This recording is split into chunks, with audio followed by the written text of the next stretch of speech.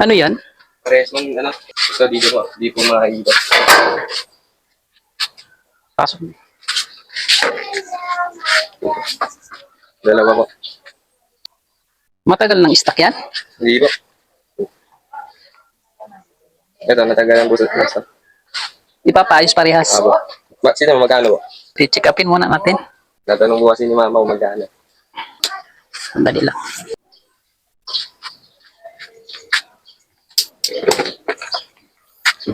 Ito nagagamit nyo pa? Apo. Nasira din yung igutan. Ang daming sira nito ah. Oh, Ang kawas. hindi na nagsiswing. Nasa yung mga kahan nito? Tinanggal po. Pero kompleto pa yan. Apo. Unahin ko muna itong isa. Shout out sa lahat ng aking mga customer dyan. Umpisa na naman tayo sa panibagong araw.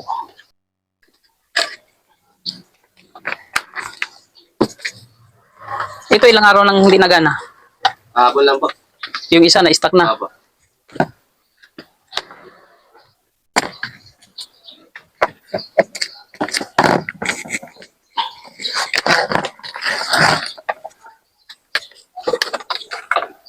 Hindi pa lagay pa doon sa ano. So yan sa bubong ng tricycle.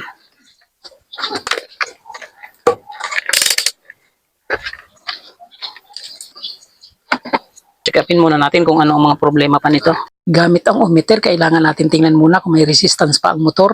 Nakakabit na ang test probe sa plug. Pindutin ang switch 1, 2, and 3. May resistance lahat, buo ang thermal fuse. Pag ganyan, posibleng buo ang motor. Isunod natin ang shafting bushing. Ayan, matigas. I-stack up ang shafting bushing. Matigas pihitin ng kamay. Posibleng gas-gas na yan. Next natin gagawin ay checkin natin ang kapasitor. Kailangan lamang naputulin muna natin ang dalawang terminals ng kapasitor para ma-check natin kung good pa ang capacitance value nito. Hindi magiging accurate ang sukat niyan kung nakakabit pa yan sa circuit. Kaya dapat tanggalin. Ngayon, ikabit yung dalawang test probe sa dalawang terminal ng kapasitor. At makikita natin kung ano ang tamang value nito. 2 microfarad ang nakalagay dito. Dapat 2 microfarad din ang masukat. Ayun, mababa po ang nasukat natin. 0.9 na lang. So, halos kalahati ang nawala. So, palitin na ang kapasitor na ito. Kapasitor, shafting, bushing, yun po ang nakita natin may problema na. At para masigurado na may gas-gas na ang shafting at bushing, kailangan pa rin po nating buksan ang motor para makita natin talaga kung gas-gas na sila. To see is to believe. Sa pag-check up, ganito lang po ang proseso kong ginagawa. Tawag dito, general check up, habang nakabantay ang ating customer. Saan ang probinsya nyo, sir? Lokban, Quezon? Baka may gusto kang i-shoutout. Ayan yung camera, nakatutok sa atin, nakablog tayo. Makikita ka dyan sa lugar nyo. Anong apelyido nyo, sir? Llaneras. Oh, yung mga Llaneras family dyan sa Lokban, Quezon. Magandang araw po sa inyong lahat dyan. Shout out po. Nandito na po ang inyong kamag-anak nagpapaayos ng electric fan. Maraming salamat po sa inyong pagtitiwala. Pag maraming nagtitiwala, maraming nagpapagawa. Ibibigay po natin ang nararapat na serbisyo para sila'y mapagsilbihan. Ayan sir, oh, gas-gas na talaga, palitin na talaga ang shafting at bushing. Mas gugustuhin ko pa talaga ang ganito. Ang customer ay nanonood sa aking harapan para kanilang maramdaman na ito hindi laging madali. Minsan din ay tayo ay nahihirapan. Katulad nito, oh sir, tingnan nyo. Halos maputol na yung mga hibla dahil natanggal na yung mga cable tie.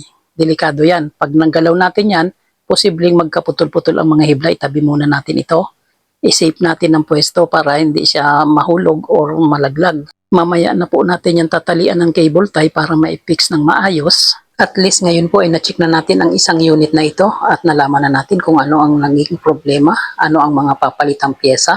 Ngayon sir, ang naging resulta sa ginawa nating check-up sa electric pan na ito ay papalitan natin yung mga gas-gas na bushing at shafting at ang capacitor nito ay mababa na rin naman ang value, papalitan na rin ito natin ng bago. Sige sir, isunod na natin yung isa. Ito ba yung na-stuck ng matagal? Padaanin natin yan sa ating mga prosesong ginagawa sa pag-troubleshoot. Sa ganitong sistema, siguradong wala tayong makakaligtaan. Kung ano ang prosesong ginawa natin doon sa una, ganun din ang gagawin natin dito sa pangalawa. Padaanan muna ulit natin ng tester ang AC plug ng electric pan para malaman po natin kung buo pa ang motor nito. Gamit ang ohmmeter, malalaman po natin kung may resistance reading yan. Pindutin ang switch 1, meron. 2, meron. 3, meron. Ayan. Ibig sabihin buo ang thermal fuse, buo rin ang running windings, speed windings ng motor. I-stack up na ang shafting, mahirap pihitin ng kamay. Papalitan na rin natin ito, sir. Alin, sir? Yung isa?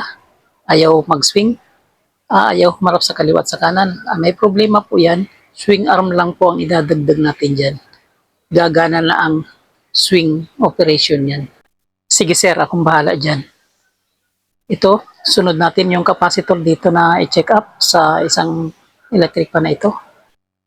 Tanggalin lang muna natin yung cover. Yan, mga tornilyo, tanggalin. Yan, baklasin natin ito. Tanggalin ang mga takip para makuha natin yung capacitor sa loob. May isa pang tornilyo dito sa likod. Ayan, tanggalin din natin ito. Sa ganitong trabaho, hindi pwedeng mainitin ang ulo. Baka lahat ng ginagawa nyo ay sa junk shop ang takbo. Ayan, nakita na po natin yung capacitor. Dalawang capacitor pala ang nakalagay dito. Magaling yung technician na unang gumawa nito. Bakit kaya dalawang nilagay niya dito? Ang gagawin po natin dito, ibabalik natin ito sa normal. Imbis na dalawa, isa lang ilalagay natin dito na may saktong value. Para back to original, tatanggalin po muna natin ang dalawang capacitor na ito. Ito po yung naka-parallel connection. Dinoble ng unang gumawa. Siguro mababa na ang value ng mga ito. Kaya dinoble para lumakas. Tanggalin po muna natin para ma-check natin ang mga ito. Dalawang capacitor na naka-parallel connection. Dalawang 1.5 pala ang value nito. Dahil yan po ay nakaparallel, ibig sabihin 1.5 plus 1.5 equals 3 microfarad. Yan po ay mataas ang value para sa ganitong klaseng electric fan. Kaya hindi po pwede yan na 3 microfarad ang ilagay. Dapat yan po ay 1.5 lang. Para ma-confirm natin kung talagang 3 microfarad ang total ng capacitor na ito, susukatin po natin ito gamit ang capacitance tester. Isa-isahin po natin, unahin natin itong isa. Dapat 1.5 ang masukat. Ikabit ang test probe dito sa terminal ng capacitor. Ayan po ang lumabas, 1.3 microfarad. Medyo mababa na po yan. Kaya pala dinoble. Itong isa naman, dapat 1.5 din ang masukat. Ikabit lang ang dalawang test probe sa dalawang terminal ng capacitor na ito. Ayan.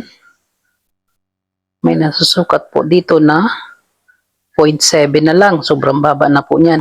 Kaya pala dinoble ang capacitor ay para tumaas ang value. Para po sa akin, sir, ang dalawang capacitor na ito na may mababang value ay hindi na advisable na gamitin pa. Dahil pababa na po ang value nito, papalitan ko na po ito ng isang pirasong capacitor na may saktong value 1.5 para sakto dito sa motor. At ang dalawang capacitor na ito, hindi ko ina-advise na ikabit. Papatunayan ko po sa inyo, sir. Pagkabitin lang po natin ang terminal nito in parallel. Katulad nung connection kanina kung paano natin tinanggal sa motor. Pagdoblehin din natin ng ganon. Tapos susukatin natin ang capacitance value nito.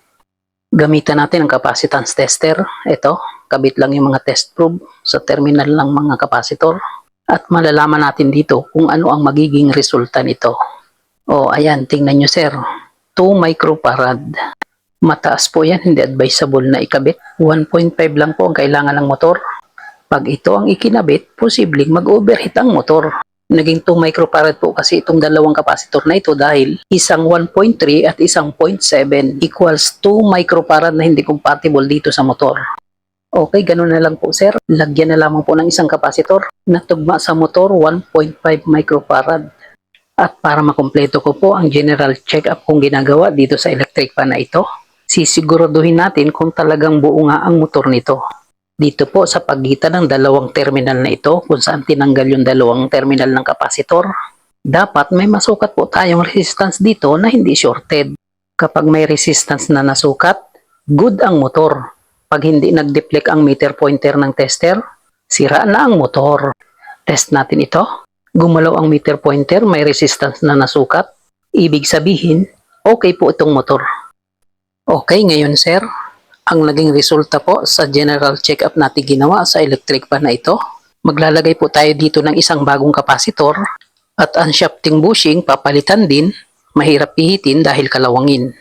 Okay, tapos na pong i-check ang dalawang electric fan, sir. Ngayon naman po sir ay ililista ko lamang yung mga parts na dapat napalitan para may madala kayo sa nanay nyo at may maipakita tayong pruweba.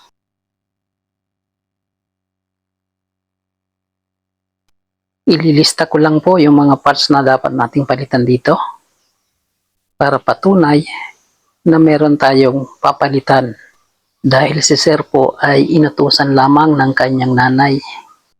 Kung iiwan nyo to sir, pwede nyong balikan ito mga 2 oras.